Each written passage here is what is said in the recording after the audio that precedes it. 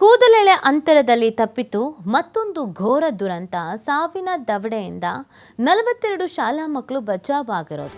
ದಾಂಡೇಲಿಗೆ ಪ್ರವಾಸಕ್ಕೆ ಅಂತ ಹೊರಟಿದ್ದ 42 ಶಾಲಾ ಮಕ್ಕಳು ಭಸ್ಮವಾದ ಬಸ್ ಶಾಲಾ ಮಕ್ಕಳಿದ್ದ ಬಸ್ಸಿಗೆ ಡಿಕ್ಕಿ ಹೊಡೆದಿತ್ತು.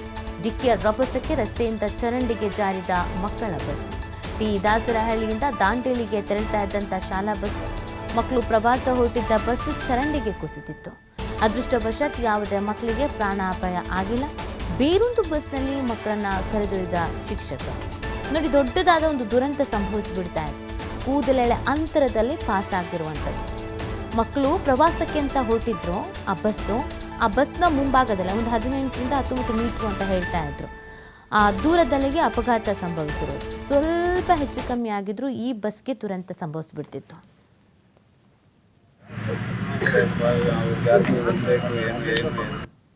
ಎರಡು ಗಂಟೆ 10 ಗಂಟೆಗೆ ಹೊರಟೋಣ. ಅಲ್ಲಿಂದ ಸೀದಾ ಬಂದವನಾಗಿದ್ದೆ ತುಮಕೂರು ಹತ್ರ ಬರಬೇಕಾದ್ರೆ ಈ ಗಾಡಿ ಬಂದು ಜಂಪ್ ಆಯಿತು ಅಣ್ಣ. ನಮ್ಮ ಆಪೋಸಿಟ್ ಈ ಕಡೆಗೆ ಹೋಗ್ತಿರೋ ರೋಡಿಗೆ ಜಂಪ್ ಆಯಿತು. ಸೊ ಸ್ಲೀಪರ್ಗೆ ಟಚ್ ಆಯಿತು ಅಣ್ಣ. ನಮ್ಮ ಬಸ್ಗೆ ಸ್ಲೀಪರ್ ಹೊಡಿತು.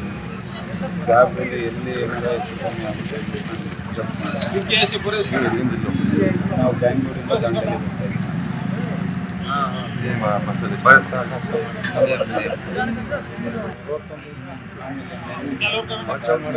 ಎಲ್ಲ ನಮ್ಮ ಮಕ್ಕಳೆಲ್ಲ ಸೇಫಾಗಿ ಇತ್ತು. ಅವ್ರಿಗೆ ಯಾರಿಗೂ ಬೇಕು ಏನು ಅಂತ ಏನೂ ಆಗಿಲ್ಲ. ಅದಾದಮೇಲೆ ಅವ್ರು ಕಿರ್ಚಾಡೋಷ್ಟು ಸೌಂಡ್ ಕೇಳಿಸ್ಕೊಂಡು ನಾವೇ ಎಲ್ಲ ಬೆಂಕಿ ಅಷ್ಟೊತ್ತು ಹೊತ್ಕೊಂಡಿದ್ದು ಅರ್ಧಕ್ಕರ್ಧ. ಅದಾದಮೇಲೆ ಎತ್ಕೊಂಡು ಎಲ್ಲರೂ ನಮ್ಮ ಕೈಲಿ ಎಷ್ಟಾಗುತ್ತೋ ಅಷ್ಟು ಹೆಲ್ಪ್ ಮಾಡಿದ್ವು. ಅದಾದಮೇಲೆ ಬ್ಲಾಸ್ಟ್ ಆಗಿದ್ದಂಗೆ ನಾವು ಜಾಸ್ತಿ ತಯಾರಾಯಿತು. ಹೌದು ಅಣ್ಣ, 2 ಗಾಡಿನೂ ಡೀಸೆಲ್ ಟ್ಯಾಂಕಿ ಕೂತಿದ್ರಿಂದ ಡೀಸೆಲ್ ಹೆವಿಯಾಗಿ ಲೀಕ್ ಆಗಿ ಬೆಂಕಿ ಜಾಸ್ತಿ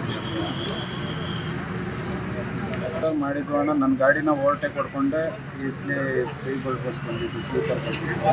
ಸೊ ಅದು ಕಣ್ಣಲ್ಲೇ ಐತೆ ಅಣ್ಣ. ಇನ್ನು ಆ ಗಾಡಿ ಜಂಪಾಗಿ ಸ್ಲೀಪರ್ಗೆ ಹೊಡೆದಿದ್ವು ಅಣ್ಣ, ಡೀಸೆಲ್ ಟ್ಯಾಂಕ್ ಸೆಂಟರ್ಗೆ ಹೊಡೆದಿದ್ವು. ಸೊ ಆ ಗಾಡಿ ಜರುಗದೆ ಹೋಗಿದ್ದಿದ್ರೆ ನಮ್ಮ ಗಾಡಿ ಸೇಫ್ ಆಯಿತು. ಸ್ಲೀಪರ್ ಹಿಂಗೆ ಬಂತು, ಗಾಡಿ ಹಿಂಗೆ ಕರೆಕ್ಟಾಗಿ ರೋಡ್ ಕಷ್ಟ ನಿಂತ್ಕೊಂಡು